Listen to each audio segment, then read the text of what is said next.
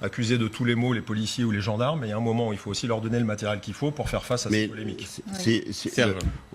Par exemple, à New York, tous les policiers, quelle que soit leur fonction, même en dehors de toute manifestation ou de toute émeute, ont tous une caméra qui fonctionne en permanence. Là, on pense avec du matériel qui est quasiment obsolète sur le plan technique. Le problème, c'est qu'en fait, on ne pense pas prospectif. C'est-à-dire que je partage ce que vous dites. C'est-à-dire que pour l'instant, il existe des caméras, on va utiliser des caméras. Mais enfin, il y a quand même des choses beaucoup plus modernes qu'utilise l'armée française, notamment les drones. On a des techniciens qui sont capables de les utiliser. Ça permet d'avoir aussi une visibilité beaucoup plus importante de ce qui se passe et peut-être d'aider aussi les interventions de police. Oui, mais là, c'est pas pareil.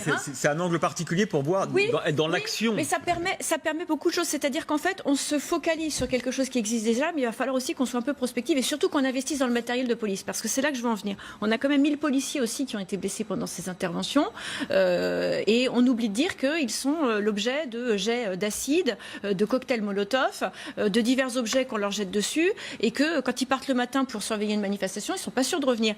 Et enfin, il y a un problème de sous-effectif qui fait que les entraînements, et notamment au tir, ne peuvent pas être assurés régulièrement, et ça, il faut le rappeler aussi, parce qu'on a quand même 10 000 policiers qui pointent sur les effectifs, mais qui ne sont pas sur le terrain du fait des heures supplémentaires qu'on n'a pas pu leur payer. Et donc, en réalité, ces effectifs manquent pour pouvoir permettre aux policiers de prendre du repos, ou aux gendarmes de prendre du repos, ou encore de pouvoir s'entraîner correctement. Et un policier qui n'est pas entraîné correctement, qui n'est pas formé correctement, eh bien, il peut effectivement se tromper à un moment.